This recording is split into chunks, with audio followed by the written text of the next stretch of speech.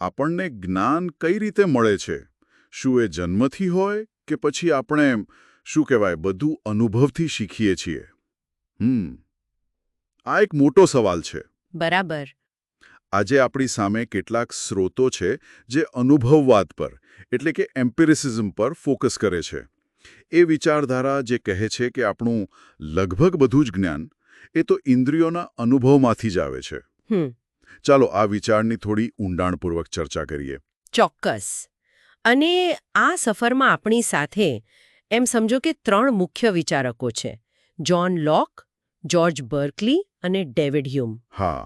આપણે જોઈશું કે કેવી રીતે એક પછી એક વિચારકે અનુભવના પાયા પર જ્ઞાનની ઇમારત ચણી અને પછી મજાની વાત એ છે કે એ જ પાયા પર પાછા સવાલો પણ ઊભા કર્યા. ઓહ. આપણો આશય એ સમજવાનો છે કે આપણી વાસ્તવિકતાની સમજ એ અનુભવ સાથે કેટલી જોડાયેલી છે. તો શરૂઆત જ્હોન લોકથી કરીએ. એમનું પેલું ટેબ્યુલર આસાવાળું. હા, બરાબર. લોકનો સૌથી ક્રાંતિકારી વિચાર એ જ હતો કે આપણું મન જન્મ સમયે ટેબ્યુલર આસા એટલે કે સાવ કોરી પાટી જેવું હોય છે. કોઈ તૈયાર વિચારો નહીં એમ. બિલકુલ નહીં. તો પછી પ્રશ્ન થાય કે જ્ઞાન આવે છે ક્યાંથી? હા, ક્યાંથી? લોકના મતે બધું જ ઇન્દ્રિયોના અનુભવથી. એમણે કહ્યું કે પહેલા સાવ સરળ વિચારો બને છે, સિમ્પલ આઈડિયાઝ. જેમ કે સફરજનનો લાલ રંગ, કે પછી એની ગોળાઈ, સુગંધ, આ બધું સીધું ઇન્દ્રિયોથી મળે. પછી આપણું મન શું કરે? આ બધા સિમ્પલ આઈડિયાઝને જોડે અને એમાંથી જટિલ વિચારો, કોમ્પ્લેક્સ આઈડિયાઝ બનાવે. એટલે કે પેલું આખું સફરજનનો ખ્યાલ, રંગ, આકાર, સુગંધ બધું ભેગું થઈને. બરાબર, તમે પકડ્યો. એટલે આપણે આમ શૂન્યથી શરૂ કરીએ અને ધીમે ધીમે અનુભવના ટુકડા જોડીને આપણી દુનિયાની સમજ બનાવીએ. મને લાગે છે કે આજના જમાનામાં જે કરીને શીખવું, એક્સપિરિયન્શિયલ લર્નિંગની વાત થાય છે, એનો પાયો ક્યાંક અહીં જ છે, ખરું ને? હા, ઘણે અંશે કહી શકાય. પણ પછી આવ્યા જ્યોર્જ બર્કલે. અચ્છા. અને એમણે લોકની વાત પર જ સવાલ ઉઠાવ્યો. એમણે પૂછ્યું, જો બધું જ અનુભવ પર જ આધારિત છે, તો શું અનુભવ સિવાય બીજું કશું છે ખરું? ઓહો. એમનો દાવો હતો કે એસે એસ્ટ પરસિપી. એટલે કે અસ્તિત્વ એ અનુભવાવું છે. ટુ બી ઇઝ ટુ બી પર્સીવ્ડ. જેનો અનુભવ નથી થતો એનું અસ્તિત્વ જ શંકાસ્પદ છે. આ તો ભારે વાત કહેવાય. મતલબ પેલું ઉદાહરણ છે ને કે જંગલમાં ઝાડ પડે અને કોઈ સાંભળનાર ન હોય. હા. તો બર્કલીના મતે ખરેખર અવાજ થયો જ નથી, કારણ કે એનો કોઈ અનુભવ કરનાર નથી. બસ એ જ મુદ્દો. બર્કલી માટે વાસ્તવિકતા આપણા મન સાથે, આપણા અનુભવ સાથે જોડાયેલી છે. કોઈ એવી બહારની દુનિયા જેનો આપણે અનુભવ જ ન કરતા હોઈએ, એના હોવા પર જ એમને શંકા હતી.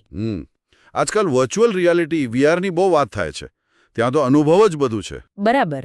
એટલે બર્કલીનો વિચાર આજે પણ ઘણો રસપ્રદ લાગે છે. પણ પછી એક બીજો સવાલ, જો અનુભવ જ બધું છે તો એ અનુભવ પોતે કેટલો ભરોસાપાત્ર છે? અને અહીં એન્ટ્રી થાય છે ડેવિડ હ્યુમની. હા, શંકાવાદ તરફ. બરાબર. હ્યુમે અનુભવવાદને એક નવી જ દિશા આપી. એમણે કહ્યું કે ભાઈ, આપણી ઇન્દ્રિયો પર આંધળો ભરોસો ન કરાય. એ આપણને છેતરી શકે છે. જેમ કે? આપણે જે જોઈએ છીએ, સાંભળીએ છીએ, એ કદાચ વાસ્તવિકતાનું સાચું પૂરેપૂરું ચિત્ર ન પણ હોય. પણ એમનો સૌથી મોટો પ્રહાર હતો કારણ અને અસર, કોઝ અને ઇફેક્ટના આપણા ખ્યાલ પર. હા, એ જરા સમજો. આપણે તો રોજબરોજ કારણ અસર જોતા હોઈએ છીએ. પેલી બિલાડી ગ્લાસને ધક્કો મારે એટલે ગ્લાસ નીચે પડે. આમાં શંકા શું કરવાની? હ્યુમ કહે છે કે આપણે ખરેખર શું જોઈએ છીએ? આપણે ફક્ત 2 ઘટનાઓ જોઈએ છીએ: બિલાડીનો ગ્લાસને સ્પર્શ અને ગ્લાસનું નીચે પડવું. હા, બરાબર. આપણે ભૂતકાળના આવા અનેક અનુભવો જોયા હોય એટલે આપણે માની લઈએ છીએ કે પહેલી ઘટના એટલે કારણ ને કારણે જ બીજી ઘટના એટલે અસર બની. પણ હ્યુમ કહે છે કે આ જોડાણ, આ કારણ અસરનો સંબંધ એ આપણે પોતે બનાવીએ છીએ. આપણા મનની આદત છે. એ કોઈ એવી વસ્તુ નથી જે આપણે ખરેખર જોઈ શકીએ. એટલે આપણે ફક્ત ઘટનાઓનો ક્રમ જોઈએ છીએ, પણ એમની વચ્ચેનું અનિવાર્ય જોડાણ નથી જોતા. બિલકુલ. આપણે ફક્ત પછી જોઈએ છે, કારણે નહીં. ઓહ.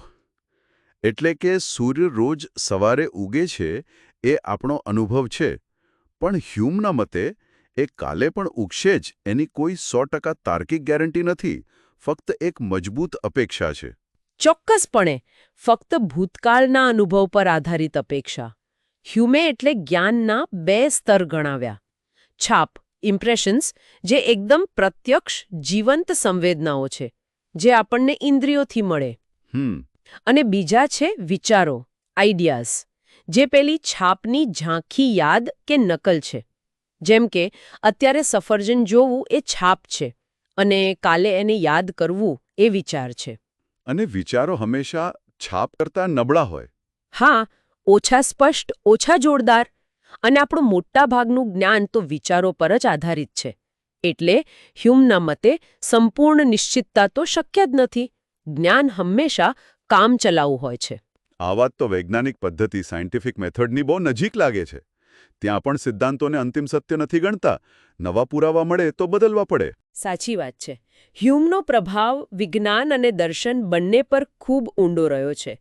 જ્ઞાનને સતત ચકાસતા રહેવું, નવા પુરાવા માટે ખુલ્લા રહેવું એ એમની દેન છે. તો આપણે આમ જ્હોન લોકની કોરીપાટીથી શરૂ કર્યું, જ્યાં અનુભવ જ્ઞાનનો મુખ્ય સ્ત્રોત બન્યો.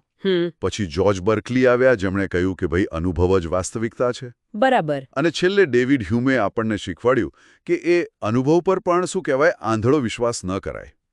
આપણા જ્ઞાનની મર્યાદાઓ વિશે શંકા રાખવી જરૂરી છે. ખરેખર વિચારવા જેવી આખી સફર રહી. અને અંતે એક વિચાર મૂકીને જાઉં છું.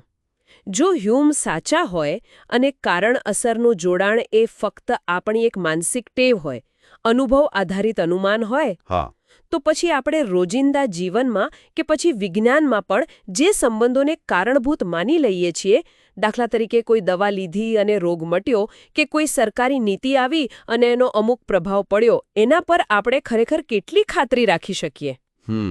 આ તો વિચાર માંગી લેવો પ્રશ્ન છે.